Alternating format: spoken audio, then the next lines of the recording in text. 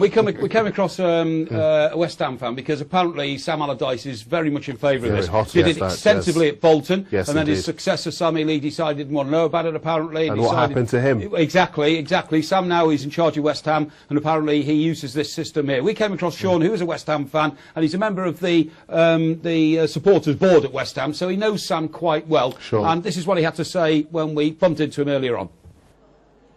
So, Sean, thank you very much indeed for joining us this evening. Now, Sean, let me just get the position that you have with the club absolutely right. You're on the advisory board at West Ham, yeah? I'm on the West Ham fans advisory board, yes. OK, that's excellent. Now, of course, you go and you discuss matters with people at the club, but during the course of that, you've come across Sam, your manager, and you've actually discussed the subject of Saber Metrics. Is that correct? Well, it wasn't to do with advisory board, but I went to a business forum where Sam was under the League of Managers Association, and they were looking at the difference between business and football, and stats came up. OK, so you have first-hand experience then that Mr Allardyce believes very much in this system, which we're going to talk about now. He does, and the first revelation he gave to us was, you know, when he came to West Ham, there was no database, there was no stats at all the players, and that he had 4 years of personal data, which he brought to the club, and, you know, he uses religiously. Yeah, absolutely fantastic. Now, Saber Metrics has come back into the public eye because a new film's come out called Moneyball, starring Brad Pitt. So you're in pretty exalted company here. But basically, as I understand it, Sean, it's all about taking statistics on physical performance and using those to interpret the best way you can use your players. Is that correct? That is how I understand it, yeah. I mean, the way that Sam explained it is that, you know, they've got these GPS chips on the back of players when they play at the training ground, and they record every movement, how much they run, and how much they're working, and they use that through a laptop, and they can work out how hard they're training. And he went on to say, you know, that he would really like FIFA to probably use that in the game, and, you know, it could really open the game up to manage decisions and maybe provide that data straight to the fans as well. That's incredible. Are you telling me that the players are chipped in the same way that a dog is chipped? I'm not comparing players to dogs, obviously, and that their movements go bouncing all the way up to a satellite in the universe and then come back down into a computer that then analyses their physical movements?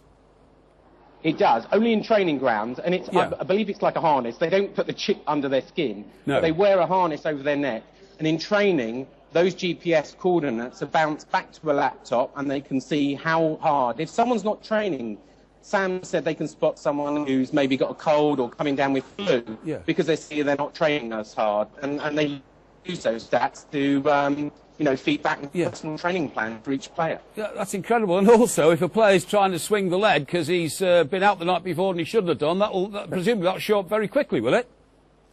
I'm sure it would. Sam didn't say as much, but yes, you could take that inference as well. OK. Now, considering your league position now and how well you're doing this season, you've had one or two dodgy results, haven't you, particularly at home, but let's say now that the campaign has got into a smooth flowing run, then as a fan and on the advisory board, you have to have a bit of faith in this method then, presumably.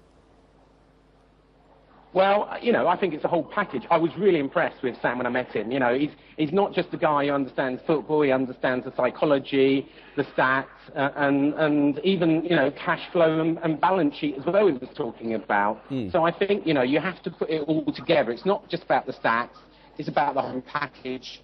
He's talking about recruitment of backroom staff is also important, and Sam's man to do it, and I have no doubt he's going to get up to the Premiership. Yeah, I mean, it seems to me we're talking about the ultimate or the ultra modern day manager here. It's not a guy now who gets a bunch of cones under his arm, walks out, puts them down, tells the boys to run round them. This is almost like a sort of managing director role of playing, isn't it? That's exactly what the seminar was about. It's saying that, you know, football is a business, and, you know, the football manager is exactly like that. They need to understand finances, they need to understand psychology, statistics, the lot. And it's a full package. He said, you know, recruitment is really important. No more should football managers just recruit their mates. You know, recruitment of backroom staff is just as important as recruitment of the right players. Yeah. From what you understand here, Sean, does it mean that in future, if every club was to adopt this, then each manager could interpret those statistics to look for exactly what quality he wants in a player he wants to bring to the club? Well, I think statistics are only part of it. It only can tell you how far you moved, how many passes you made, how fast you ran. So it can't be the whole picture. but I'm sure it's useful data, and when you compare that along other attributes and watching them and what happened, then of course it all adds to, you know, the right decision to which players you want to recruit. Sure, but I'm thinking, you know, if Sam suddenly thinks I need a, you know, a left side midfield player or something like that, then he can, you know, because he's a student of this. I know he did a lot of this, by the way, at Bolton, when he ran Bolton. I remember talking to some of the guys there after Sam left. So he'll pour through statistics, you know, studiously and energetically, and then he'll find, now those are the sort of qualities I'm looking for. And that takes over from what managers have always relied on, and that's their own personal hunch about what they get out of a player. But presumably, a manager's still got to have some instinct, hasn't he? Like Harry Redknapp does, like Sam does. Has that boy got a heart? Yeah, I think it's, you know, it complements everything. You know, the sports psychology, the statistics, you put it all together. He certainly talked about his time in the US and how he learned a lot of that out in the US and brought that back into English football. But I think, you know, you can't just rely on one of these things. You put them all together and it makes, you know, a really astute football manager. And that's what Sam is. Yeah, fine, OK. Now, you're on the advisory board, Sean. You didn't come across this and this conversation with Sam directly as a result of that. But the advisory board concept sounds very interesting to me. What sort of relationship does the advisory board have with the club and at what level? So I think there's around about 124 of us.